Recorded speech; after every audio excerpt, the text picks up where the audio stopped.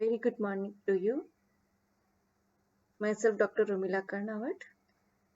हमने previous lecture में electrochemistry, electrochemical cell और इलेक्ट्रोलाइटिक सेल के बारे में पढ़ा था। विद्युत रसायन, विद्युत रासायनिक सेल और विद्युत अपघटनीय सेल क्या होती हैं, इनमें हम विभेद किस प्रकार से कर सकते हैं, ये भी हमने देखा था। उनके उदाहरण के बारे में भी हमने पढ़ा था। आज हम उसी के कंटिन्यूशन के अंदर विद्युत रासायनिक सेल के जो उदाहरण हमने देखा था डैनियल सेल, उसके कार्यप्रणाली, उसके कंस्ट्रक्शन, उसके निर्माण के बारे में पढ़ेंगे। विद्युत रासायनिक सेल वे सेल हैं जिनमें रासायनिक ऊर्जा का विद्युत ऊर्जा के अंदर रूपांतरण किया जाता है। इनको हम गैल्वेनिक सेल या वोल्टेक सेल भी कहते हैं। इलेक्ट्रोकेमिकल सेल का जो निर्माण है वो स्वतः प्रक्रम में उत्पन्न ऊष्मा के रूपांतरण के सिद्धांत पर आधारित होता है। इन अभिक्रियाओं के अंदर डेल्टा जी का मान जो है वो 0 से कम होता है।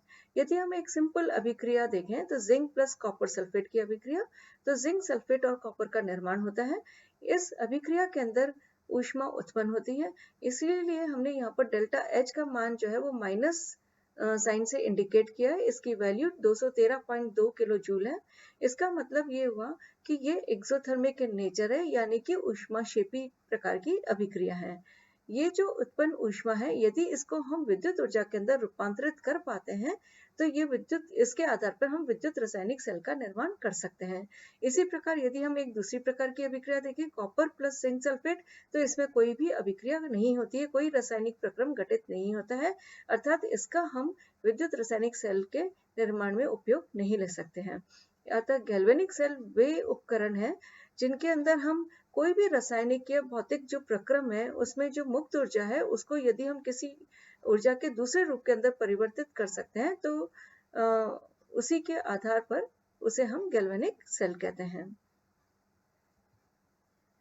विद्युत रासायनिक सेल का एक बहुत ही इंपॉर्टेंट एग्जाम्पल है Daniell cell. John Frederic Daniell जो एक ब्रिटिश केमिस्ट थे, मेट्रोलॉजिस्ट भी थे, उन्होंने 1836 में डैनियल सेल का निर्माण किया था।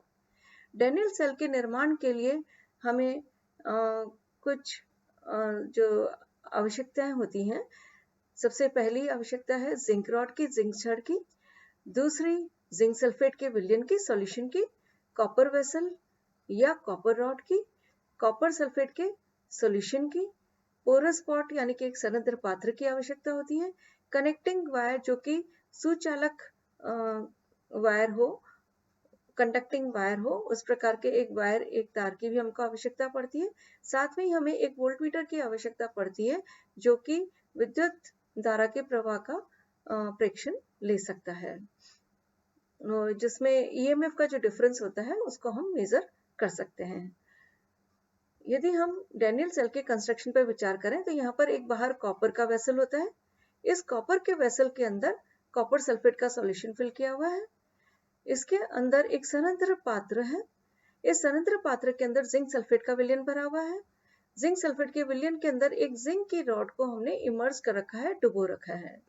जब भी कोई धातु या इलेक्ट्रोड अगर अपने रिस्पेक्टिव सॉल्यूशन, विद्युत अपघट्य के सॉल्यूशन के अंदर डिप्ट रहता है तो उसको हम एक अर्ध सेल कहते हैं।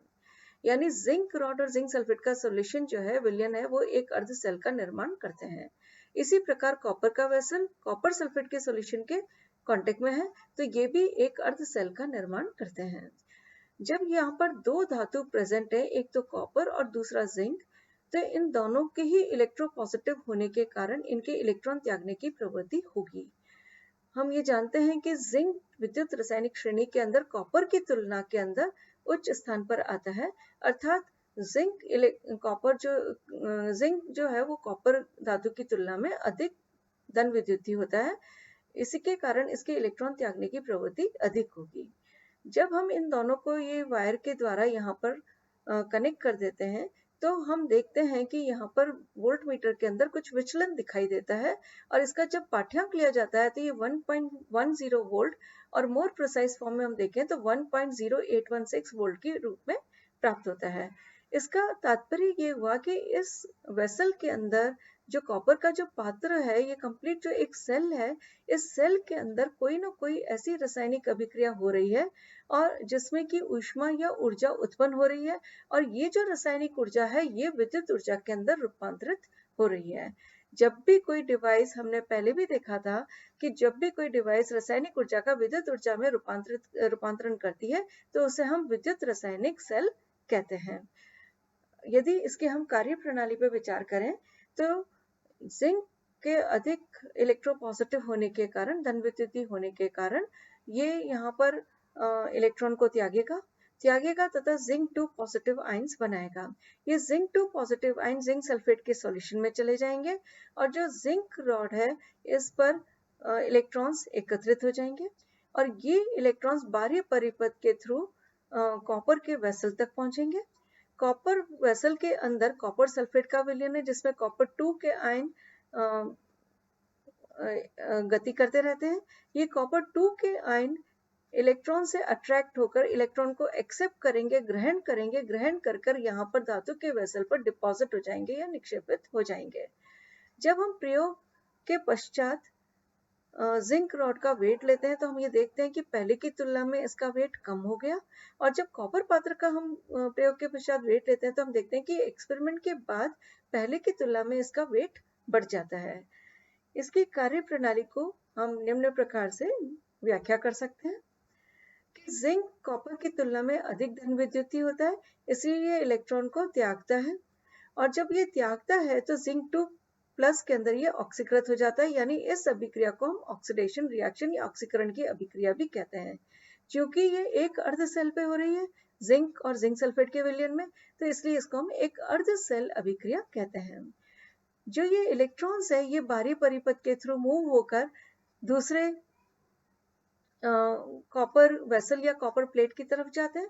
तो जब ये कॉपर वेसल की तरफ जाते हैं तो वहां पर कॉपर आयंस इलेक्ट्रॉन्स को एक्सेप्ट करते हैं, ग्रहण करते हैं और मेटालिक कॉपर धातु कॉपर के रूप में कॉपर वेसल के ऊपर निक्षेपित हो जाते हैं।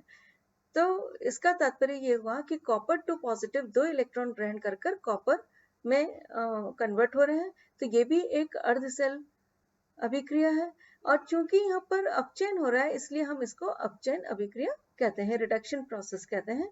इन दोनों अभिक्रियाओं को जब हम जोड़ते हैं कि एक जो दोनों हाफ सेल रिएक्शन, दोनों अर्ध सेल अभिक्रियाओं को जब हम जोड़ते हैं तो हमको एक नेट सेल अभिक्रिया मिलती है। Zinc plus copper 2 positive is equal to zinc 2 positive plus copper.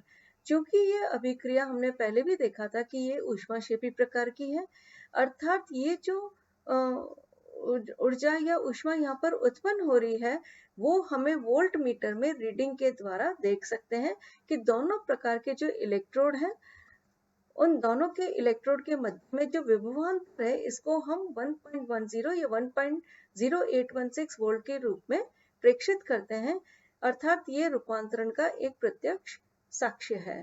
अर्थात डैनियल सेल जो है वो एक इलेक्ट्रोकेमिकल सेल, विद्युत रासायनिक सेल का उपयुक्त उदाहरण है। डैनियल सेल को हम दूसरे प्रकार से भी रिप्रेजेंट कर सकते हैं कि जिंक रॉड को हमने जिंक सल्फेट के सॉल्यूशन में ले लिया, इसी प्रकार हमने कॉपर के इलेक्ट्रोड को भी हमने कॉपर सल्फेट के सॉल्यूशन के अंदर डिप कर दिया। इन दोनों रॉड्स को हमने बाहर से एक आउटर सर्किट के द्वारा, कनेक्टिंग वायर के द्वारा, जिसमें कि वोल्ट मीटर हम लगा लेते हैं और इसके द्वारा हमने इसको जोड़ दिया। वोल्ट मीटर के अंदर हम प्रेक्षण में पाठ्यांक पढ़ सकते हैं। जो इलेक्ट्रॉन्स का फ्लो है वो जिंक रॉड से कॉपर की तरफ होगा और जो विद्युत धारा का प्रवाह है वो कॉपर से जिंक की तरफ होगा, यानी कि जो इलेक्ट्रॉन्स का प्रवाह है वो तो एनोड से कैथोड की तरफ होता है और जो करंट का प्रवाह है, इलेक्ट्रिक करंट का प्रवाह, विद्युत धारा का जो प्रवाह होता है वो कैथोड से एनोड की तरफ होता है। यहाँ पर दोनों सॉल्यूशन के मध्य में, क्योंकि जिंक 2 पॉजिटिव बना रहा है और कॉपर 2 पॉजिटिव आयंस जो है वो इलेक्ट्रॉन को एक्सेप्ट करके कॉपर की फॉर्म में डिपॉजिट होते जा रहे हैं, तो विद्युत उदासीनता को मेंटेन रखने के लिए यहाँ पर हम एक सॉल्ट ब्रिज, एक लवण सेतु का उपयोग करते हैं। लवण सेतु का कार्य यहाँ पर विद्युत उदासीनता को मेंटेन करने का होता है, जिसके बारे में हम नेक्स्ट लेक्चर में देखेंगे। यही डैनियल सेल की कार्य प्रणाली है।